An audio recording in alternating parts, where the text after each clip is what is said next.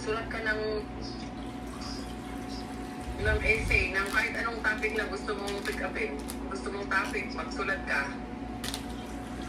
Ilang buong essay, tapos tingnan natin. Pwede po mag-research kung ano po English ng ganito-ganito.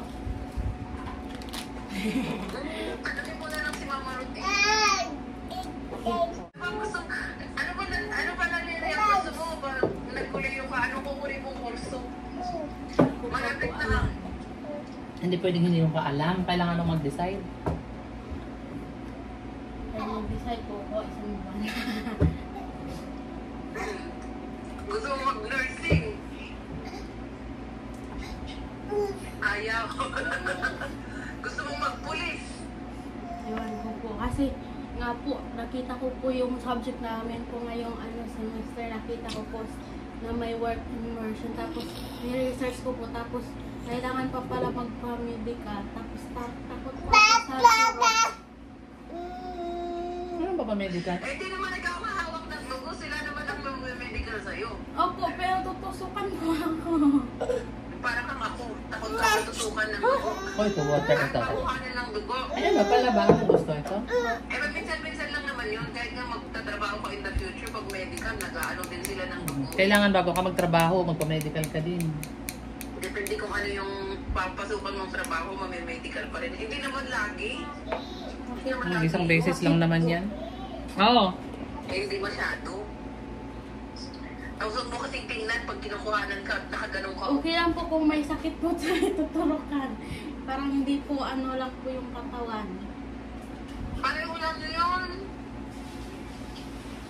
Kunting ano lang yun. Hindi masakit yun masyado. Kunting lang. Mas masakit nga yung inano ng lamok eh. Tapos minsan lang yun ay kailangan eh. Pero gusto mong magpulis. Ewan ko po. Ano pa? Baka kung gusto mong mag-sales din na lang sa tindahan, hindi mo na kailangan mag-aral. Pwede rin.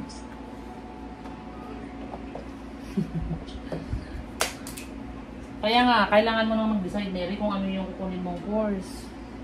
Mag-decide na po ako kung ano. Gusto mo Hindi ka na magturo. mag-aral ka ng special education teacher sa special education. Ha? Oo, mas okay yun. Maganda yun. Mga special education teachers. Oo, maganda. Ano yun? Ito? Nakaka-abroad ka pa pati. Oo, maganda yun. Yung mga ano ngayon, yung special education, yung SPED. Ayan.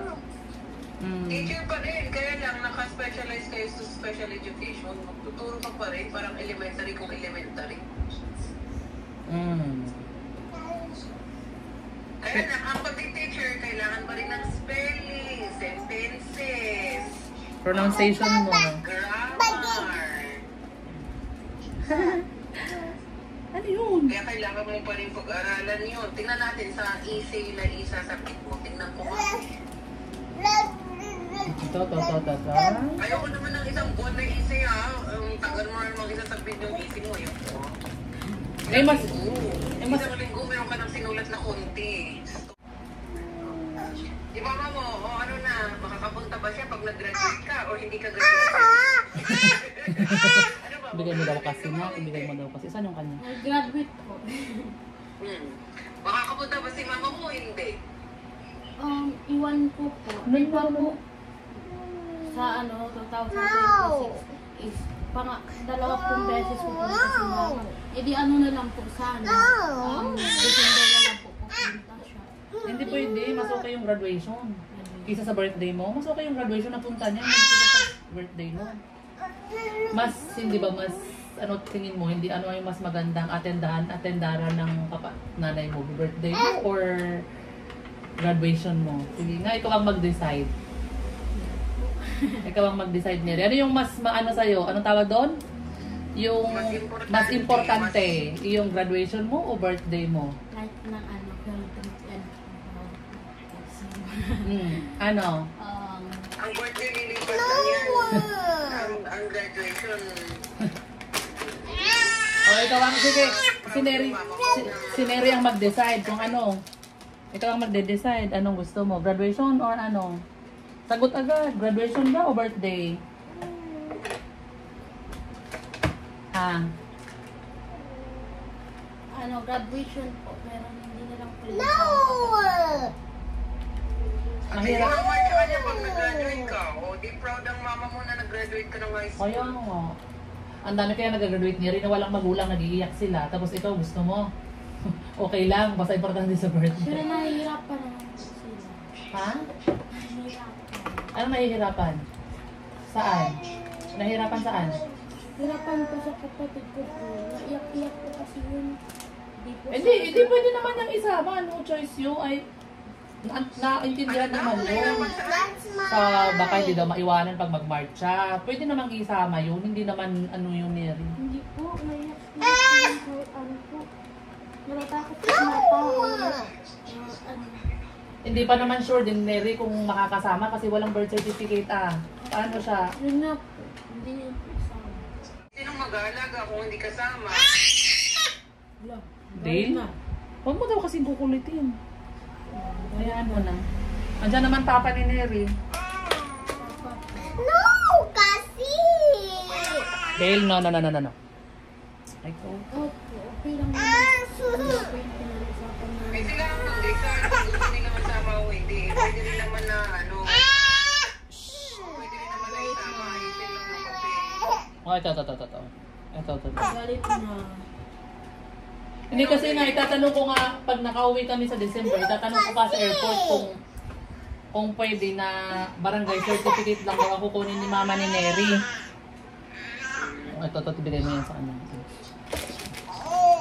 Oh, ito. Ay, ba't di na kasi ayusin yung birth certificate para matapos eh? Eh, ano pa naman daw? Na ano ba, si kapatid mo Neri, nabinyagan na ba yan? Ang dami pa daw, ano ngayon, sabi ni Manang, ang dami daw requirements para magpa-late register. Kailangan ng ano? Late registration. Kailangan ano daw dyan? Kailangan ng, ang sabi ni Manang, certification galing sa NSO na hindi talaga siya na-register. Kailangan talaga pumunta sa PSA. Tapos, isa pa, baptismal. Sabi ko, ang dami naman. May kinuha po kami nung kumuha po ako ng PSA po na nakalagay po doon na si Inday. Pero may nilagay po na Meron doon kay Inday? Opo, pero sabi po doon walang Hindi siya na-register. Opo, pero may So, isa na, tapos na, hindi na kailangan pumunta sa PSA. Oo. Meron na pala pwede na siyang dumiretso sa ano. Pwede na pala siyang dumiretso magpa-register na. Sa amin daw, 200 lang ang babayaran pag nagpa-late register ka. Ewan lang sa inyo kung magkano. Baka ganun din siguro. Baka Ganun din siguro. baka gano'n lang din bayaran, pero sobrang dami naman. Sa 3 beses daw po sasakay. Sa 3 beses, ilang oras yun? Pag pinagsama mo lahat yung 3 beses sasakay, ilang oras yun? 1 po po, baka mga 5 hours. Kahit na yung kailangan gawin. Oo nga.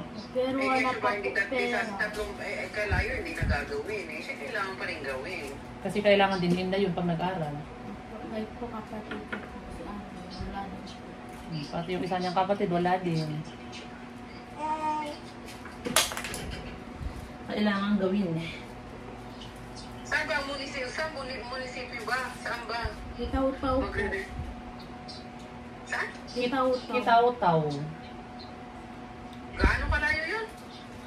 Layo po. Mga 5 hours daw, sabi niya. Ewan ko, i-search mo, galing siya sa... Ano yung lugar ni mama mo? Tapos nasira pa yung daan po ngayon. Ano yung pangalan ng lugar ng mama mo? Buda. Buda, to Kitaw-taw. Bukidnon ha? Bukidnon yan nila.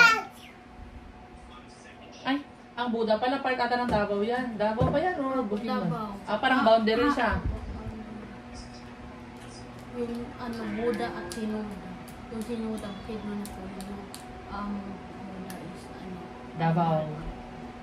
Pero malapit lang po siya.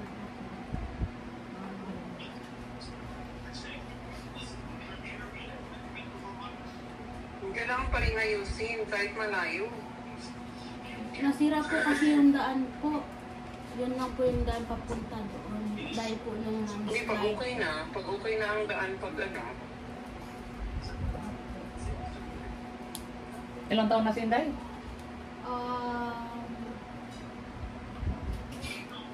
Two. Alam mo, nung bata kami, wala pang kalsada. 3 oras ang lalakarin mo para mapunta doon sa munisipyo. Lalakad ng 3 oras. Okay lang po lalakadin. Walang gastos po.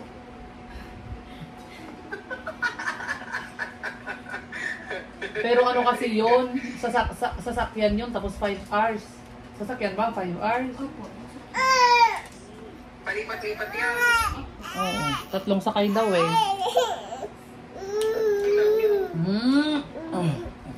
Wala si Inday kinatatay mo, tapos siya na lang pupunta. Ako ko din yung cellphone ha. Ay, mag-hi ka doon. Hi ka doon. Hi. Hi, hi. Para ano.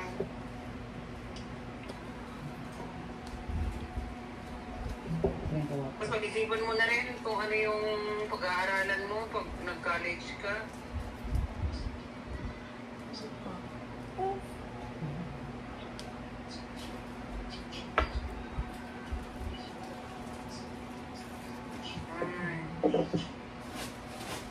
Nakaano na pala ba yung flight nyo pabalik? Yung return flight nyo? Wala Pabalik pa.